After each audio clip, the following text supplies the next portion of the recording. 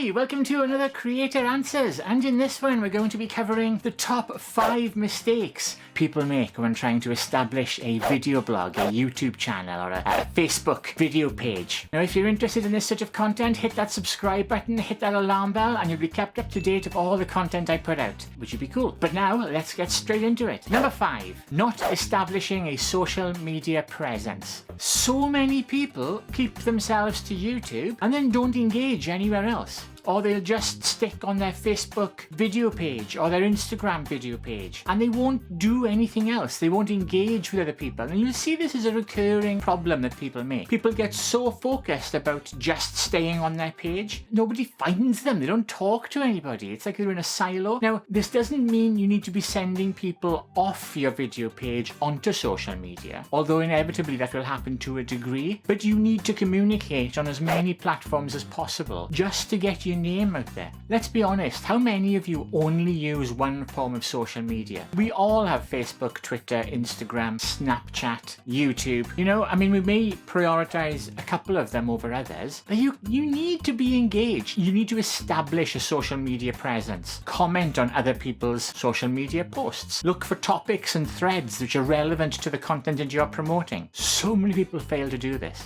It's absolutely critical that you create an online presence across several platforms, even if you're just using those to funnel to your primary channel, okay?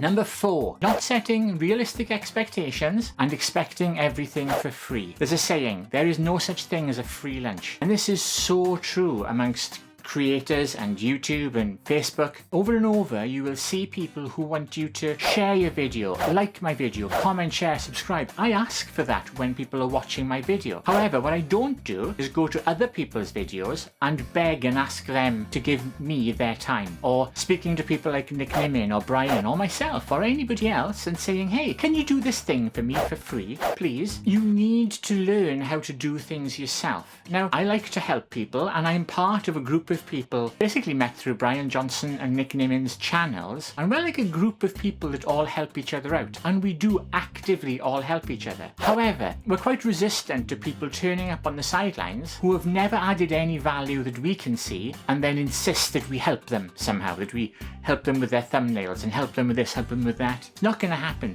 We've all got our own lives and we've all got our own channels. All creators have this. Most of us also have jobs that we do alongside our channel. We simply do not have time to keep giving time away for free, especially when it's to somebody who isn't prepared to put in any effort themselves or add value to that community. Does that make sense? Now, this sort of entitlement, and we see it all the time. People want their channel, they want it now, and that's fine. We all do. You need to understand that you need to spend the time to learn how to do things, or do one thing well, really well, and you can help by adding value in that one thing you do well to somebody else who does something well. Time is precious, it's all we have, and most people who are creating a YouTube channel really struggle for time. So don't expect people to give you their time for free, especially if you're not already part of a group and you're adding value of your own and you're contributing. Does that make sense? Number 3, inconsistency. So many people will create one, maybe 2 videos, then another one in 3 months, then another one a month after that, and then they're like, nobody's watching my videos. Why is nobody watching my videos? Because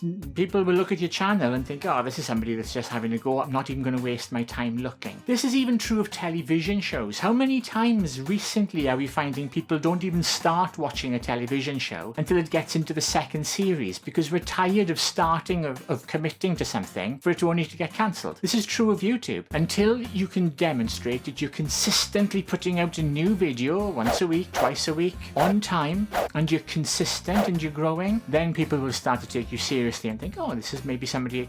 And this might even be subconscious, but being consistent is so important. Make your videos flow, make them a story, give people a reason to come back. If you were a show when you give somebody a cliffhanger, then you never deliver on that cliffhanger, people think, oh, sod this. So it's very important to be consistent and to build up that trust with your audience that people will come back and know that, say, every Thursday at 5 o'clock there'll be a new video from you. Yeah? Number 2 on the top 5 things that people get wrong when when setting up a new video blog. Asking for subs, sub for sub, like for like, share for share from other channels. Do not do this. Sub for sub is one of the biggest wastes of time you can do. It gets you nothing. Arguably worse than nothing. If people see you've got 20 or 30 subscribers or 100 subscribers and 0 engagement and 0 watch time, you'll be ranked worse than somebody that say has 10 subscribers with a little bit of watch time. YouTube will detect if you have worthless subscribers. It looks like you've shilled your channel, it looks fake, people can see that, and it's worse than having a low subscriber count. Sub for sub never ever ever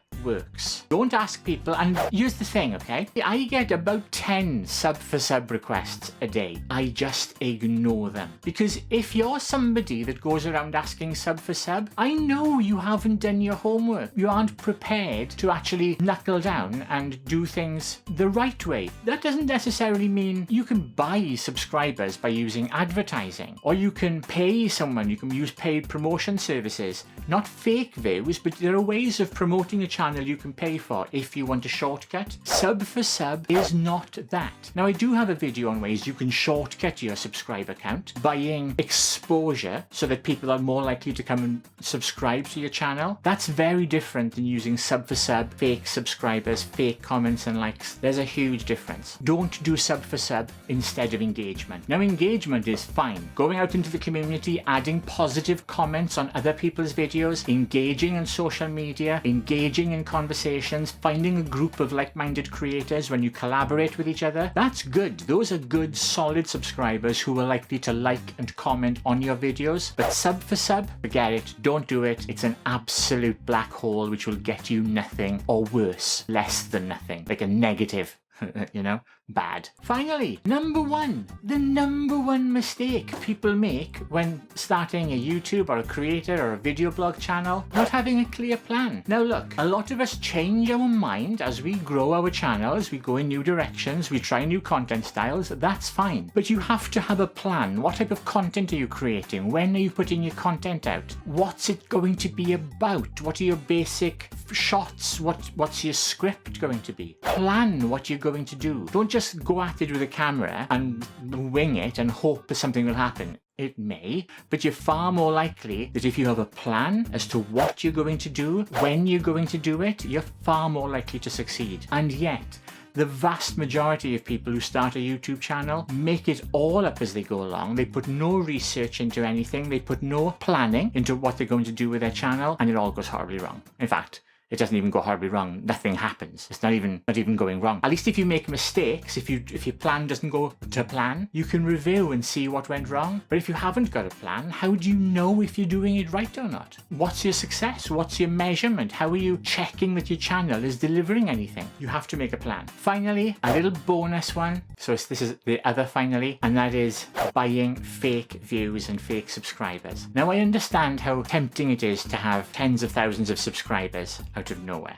Okay. But if people come to your channel and they can see you've got, say, 500 subscribers and 0 comments on your videos with like 5 views or something, it's obviously fake. You've obviously bought them the bad way. As I've said earlier, there are ways that you can buy subscribers through boosting your engagement and through increasing your exposure through advertising. But that's very different to buying fake subscribers and fake views. Don't buy them. It rarely works the way you want, if ever, and usually it makes things worse because people will see a channel and think, faker, not interested, moving on. That's my final little bonus tip there. That is my top 5 and one bonus item, common mistakes creators make when setting up a video blog or a YouTube channel, and I hope you find this useful and you can avoid doing them for yourself. As always, please like, comment, share, subscribe, even dislike. It's all good engagement. And popping up on the left, maybe is that right or left? Popping up over there right now, or is it over there? I can't remember which way I need to point. One way would be my most recent video and one that YouTube thinks you're most likely to like.